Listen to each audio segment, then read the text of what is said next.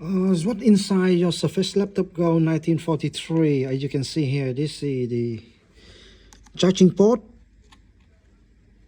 fan, and the good news is data retrieval for they're using the M22230 hard drive. So what does that mean? You can remove the hard drive and do a quick data retrieval. CPU, some sort of chips in here, and the big battery pack.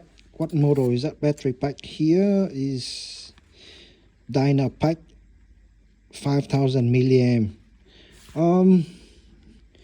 Yep, that's about it. So if you want to replacing the screen, I believe this one here is you got to also replacing the top cover as well. So it seemed to me like everything one piece. They build it like a MacBook Retina screen. Okay, thank you for watching. Bye.